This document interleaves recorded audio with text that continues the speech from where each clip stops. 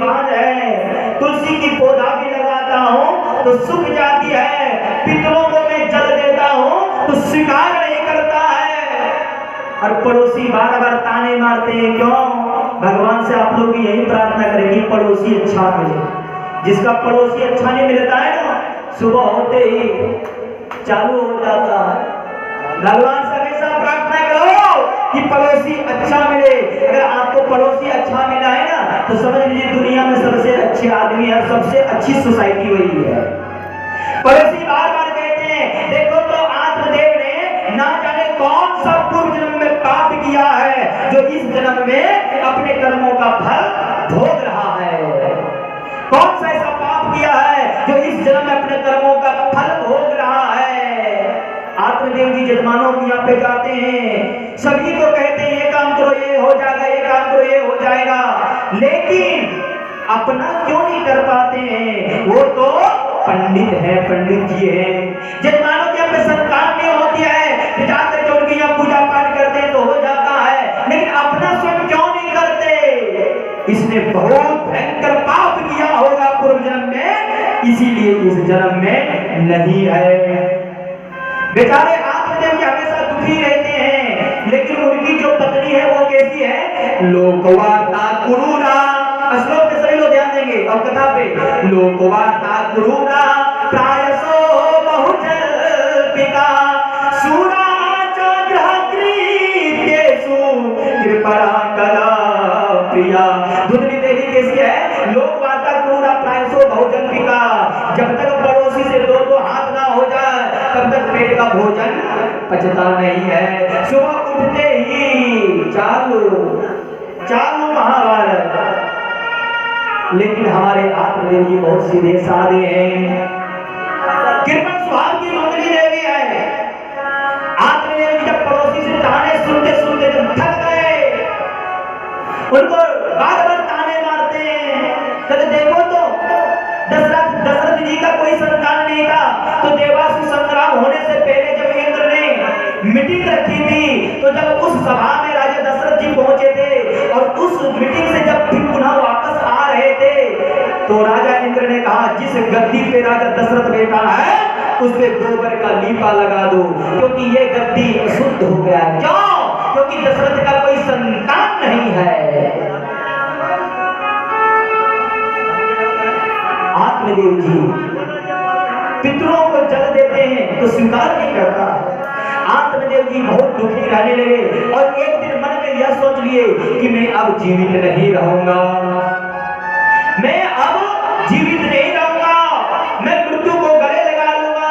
ऐसा जीवन का क्या मतलब? क्या करेंगे रह के? धन दौलत दुनियादारी क्या करेंगे? आज अपने घर बार को छोड़ करके मेरे प्यारे सज्जनों कथा की तरफ ध्यान देंगे। मैं विस्तार से इसको नहीं कह रहा हूँ, सूक्ष्म में कह रहा हूँ, क्योंकि समय अतिक्रमण हो रहा है, समझ में आपको आ जाए। मेरे तरफ ध्यान दीजिए मेरे प्यारे सज्जनों। आत्मदेव जी आज मरने के लिए चल दिए और मरने के लिए चल दिए, जंगल की तरफ बढ़ते हैं। उनको चलते चलते प्यास लगती है, एक बट वृक्ष के नीचे बैठ जाते हैं, उस सरोवर से जलपान करते हैं और बट वृक्ष के नीचे रोने लगते हैं और भगवान से फरियाद करते हैं। फरियाद मेरी सुनकर मेरे श्याम चले आना, फरियाद मेरी सुनकर मेरे श्याम चले आना। नित्य ध्यान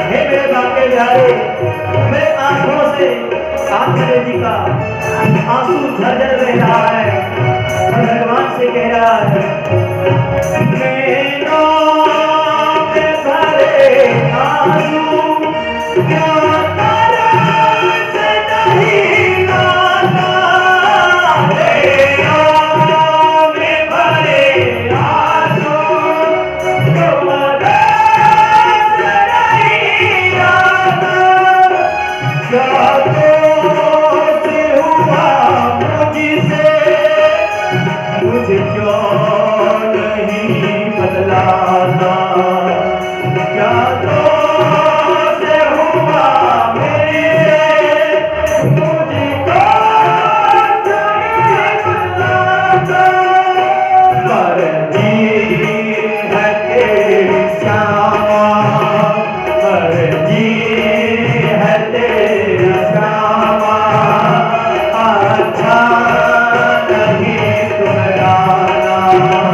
मर्जी है तेरी श्यामा, अच्छा नहीं तुम जाना। हर याद मेरी सुनकर मेरे श्याम चले आना। आत्मदेव जी खूब रो रहे हैं उस वट वृक्ष के नीचे, खूब रो रहे हैं। इतने में मेरे प्यारे सजनों, ए माता जी आपस में बातें नहीं। आत्मदेव जी खूब रो रहे हैं, उतने में संत भगवान उधर से निकलते हैं। देखा कि एक ब्राह्मण एक वृक्ष के नीचे रो रहा है। क्यों रो रहा है पूछना चाहिए मेरे प्यारे सजनों। और हमारे धनंजय वर्मा जी ने बाराकाल के रहने वाले हैं, भगवान के चरणों में 501 रुपये चढ़ाए हैं। भगवान कल्याण करे, मनोकामना पूर्ण करे, राधा रानी कृपा हमेशा बनाए रखे।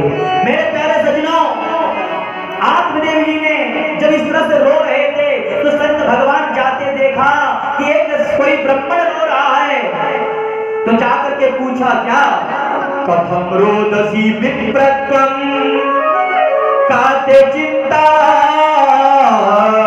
बलीयसी वदत्वं सत्वरं मह्यं स्वस्य दुःखस्य कारणं।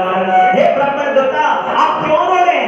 कथम रोदसी विप्रत्वम, और काते चिंता बलीयसी क्या चिंता है? और अगर कोई चिंता है वदत्वं सत्वरं मह्यं, कोई चिंता है तो स्वस्य दुःखस्य कारणं, उस दुख का कारण क्या है उस कारण को बताने की कृपा करें। आत्मदेव जी ने कहा है संत भगवान मैं आपसे क्या कहूं, हमारे कोई संतान नहीं है, हमें संतान की वरदान चाहिए। मेरे प्यारे सजनों, उस संत भगवान ने कहा कि संतान लेकर के क्या करोगे, संतान लेकर के क्या करोगे? ये संसार में क्या है? मोह माया है। ये संसार जो है दुखालय है, या दुख ही दुख है। इस मोह माया मत फंसो। अरे ऐसे पुत्र का क्या करोगे लेकर के जो आज नहीं कल मरना है? ऐसे पुत्र बनाओ जो हमेशा अमर हो जाए। वह पुत्र कौन? पुत्र अगर बनाना है तो बांके बिहारी को बनाओ, मित्र बनाना है तो बांके बिहारी बनाओ, दोस्त बनाना है तो बांके बिहारी बनाओ, भगवान मानना है तो बांके बिहारी को मानो। जिस भाव में आप पूजोगे भगवान को उसी भाव में आ जाएंगे, उसी भाव में आ जाएंगे। मेरे प्यारे सज्जनों, बहुत समझाए संत भगवान ने कि संसार के चक्कर में मत पड़ो।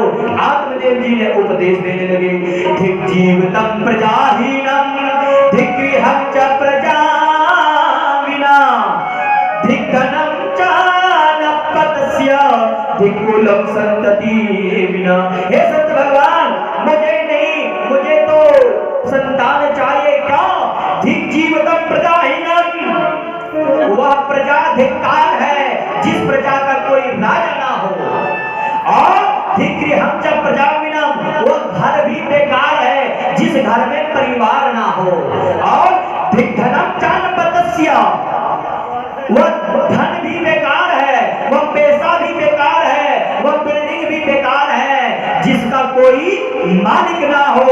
और धिक्कुलम संतति बिना, वह कुल भी बेकार है, वह कुल भी धिक्कार है जिस कुल में संतान ना हो। आत्मदेव जी इस तरह उपदेश कर रहे हैं। हे संत भगवान, अगर आप मुझे वरदान नहीं देंगे संतान होने का तो निर्भाग्य नापतस्य किमतो जीवितेन में, ऐसा अभागा आदमी जी करके करेगा क्या? हमारे पास संतान नहीं है। मेरे प्यारे सज्जनों, संत भगवान ने कहा कि क्या करोगे मोह माया में फंस करके? आत्मदेव जी ने कहा, हे संत भगवान, आप मुझे वरदान दीजिए पुत्र होने का। नहीं देंगे तो आपके चरणों में हम सर पटक के मर जाएंगे, और मर जाएंगे तो आपको ब्रह्म हत्यारा लग जाएगा। हमारे आदरणीय निर्मल महतो जी गोरखपुरा का रहने वाले हैं, भगवान के चरणों में की कामों पे चढ़ावे हैं, भगवान कल्याण की मनोकामना पूर्ण करे। मेरे प्यारे सज्जनों, आत्मदेव जी ने कहा, हे संत भगवान, आप पुत्र होने का अगर मुझे वरदान नहीं देंगे तो आपके चरणों में मैं सर पटक के मर जाऊंगा और आप ब्रह्म हत्यारा कहलाएंगे, नहीं तो मुझे वरदान दीजिए। संत भगवान ने सोचा कि अच्छा खासा मैं उधर जा रहा था, कहां आके फंस गया, कहां आके फंस गया, न इधर न उधर, नैया यहीं डगमगा रही है। संत भगवान ने कहा, कोई बात नहीं, तेरा मस्तक देख करके देखता हूं कोई संतान है। संत भगवान ने प्रारब्ध देखा और कहा, सप्त जन्मावधि पुत्रो नहीं बचा, नहीं बचा, एक जन्म बचा कि 7 जन्म तक संतान नहीं है। अब आत्मदेव जी और दुखी हो गए। आत्मदेव जी ने कहा, मुझे प्रदान दीजिए, नहीं तो आपके चरणों में सर पटक के मर जाएंगे। मेरे प्यारे सज्जनों, संत भगवान ने एक आशीर्वादी के रूप में फल लिए हाथ में और आत्मदेव जी को दिए। तस्याग्रहं समानों के फल में एकम सदत्वान इदं भक्षा पत्न्यात्म तथा पुत्रो भविष्यति। तस्याग्रहं, संत भगवान ने फल दिया और फल देते हुए कहा, इदं भक्षा पत्न्यात्म, तुम्हारी पत्नी यह फल को खाएगी तो तथा पुत्रो भविष्यति, भविष्य में जाकर के तुम्हारे घर में एक पुत्र रत्न प्राप्ति होगा। वृंदावन बिहारी लाल की। मेरे प्यारे सज्जनों, आत्मदेव जी गए अपने पत्नी के पास, अब पत्नी को कहा, देवी ये फल लो, इसे खाओ, पुत्र प्राप्ति होगा। आत्मदेव जी चले गए। धुंधली देवी ने, धुंधली देवी का मतलब क्या हुआ, धुंधलो करोगी की धुंधली, जो हमेशा लड़ाई चुगली झंझट में फंसे रहे, उसी का नाम धुंधली। अब धुंधली देवी ने अपने बहन को बुलाई और बहन से तर्क करने लगी। तर्क या प्रतिष्ठा, तर्क की कोई प्रतिष्ठा नहीं होती है, तर्क की कोई प्रतिष्ठा नहीं होती है। एक बालक गया था बनारस पढ़ने के लिए और पढ़ करके आया और जैसे घर पे दरवाजे अंदर घुसा, जैसे माँ ने कहा, बेटा तुम भूखे हो गए, ये सबसे पहले तुम लड्डू खा लो, 2 लड्डू है।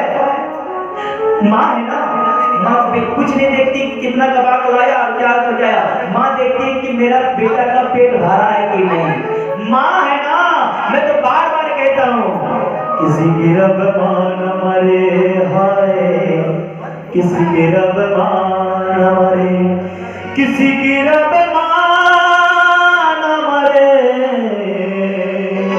किसी की रब मान मरे। जिस्म तो होता है मगर जिस्म में जान नहीं होती, और उस बच्चे